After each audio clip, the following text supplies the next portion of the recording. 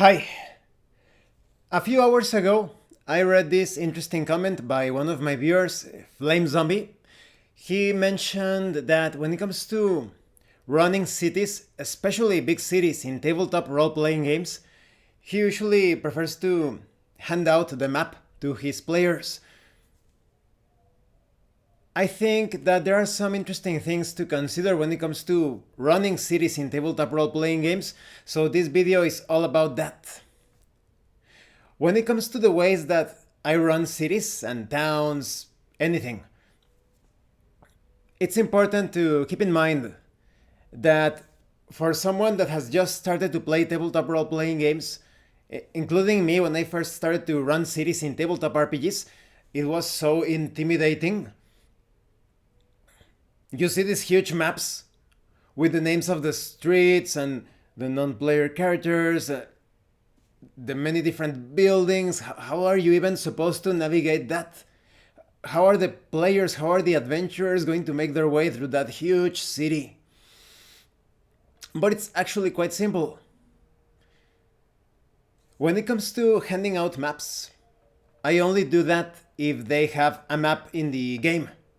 That is, if the players, maybe they have they purchase or they obtain some sort of tour guide map of the city, or they are playing in a sci-fi setting and they just have to they have this portable device and they're like, "Tick," they activate the device and a holo map or hologram map is displayed. Everything in the city is pretty easy to see. Everything is in full view.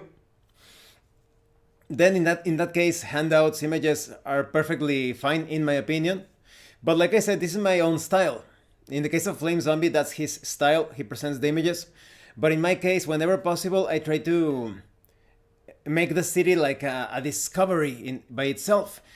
When the players first arrive to a city, they start to move through such a place, and I describe what they see in the northwest, in the north, in the east. Just like take a look at my part 2 of my Dark and Terrible campaign. When Esben and Killian first arrive to the hamlet of Compton, at the northwest, in the northwest direction, you see this cabin that looks more elegant when compared to the others. In the northeast, you spot this corral-like structure. It's a roof suspended by vertical beams, all of that. So I like to reveal the city little by little.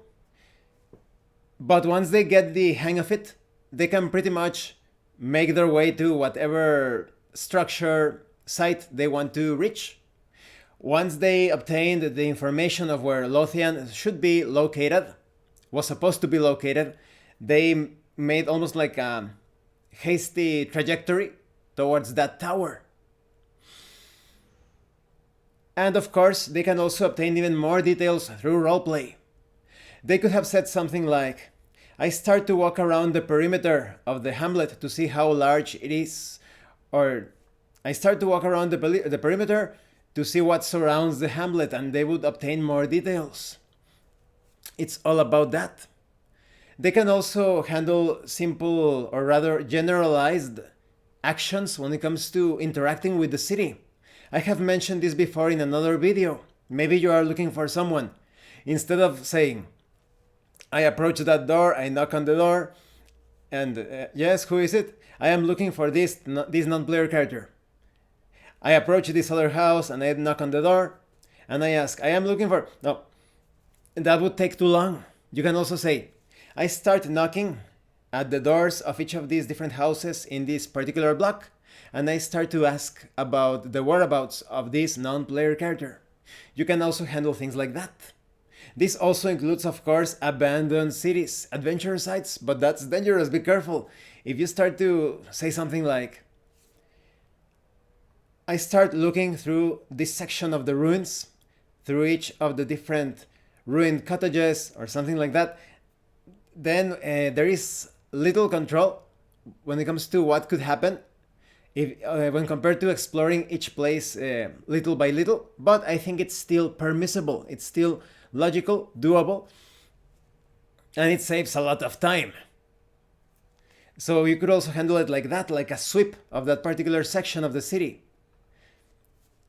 I start looking through the buildings in this particular block in this section of the city, trying to spot a red cross, because you're looking like for this sort of evil sect. I am looking for this red cross of vampires that use the blood of others for nefarious rituals. So within that fantasy context, they can you can look through different structures, different sections of the city to discover different things, antagonists, factions, the whereabouts of allies. Could be anything. So overall, I would say that do not skip the exploration aspect of the city. Even if you are playing a sci-fi game where you already have, like I said, your holomaps or anything, or like a GPS system, maybe there are some sections that are suspiciously absent from that holomap or that GPS navigation system. Maybe you're moving through the city and the game master tells you, in this particular section, there is an alley that does not appear on your map. That's suspicious, right? Maybe you want to investigate that alley. Why isn't it displayed on the holomap? So it could be like that. So thank you for watching this video. Let me know your own thoughts and opinions on running big cities. If you have any questions or comments, please let me know in general. And as always, thank you so much to those of you that are going the extra mile to support the channel. If anyone else wishes to further support the channel, the information on how to do that will be in the description below. And remember, it is better to roleplay and fail in character than not to roleplay and fail as a player. Once again, thank you, and see you later.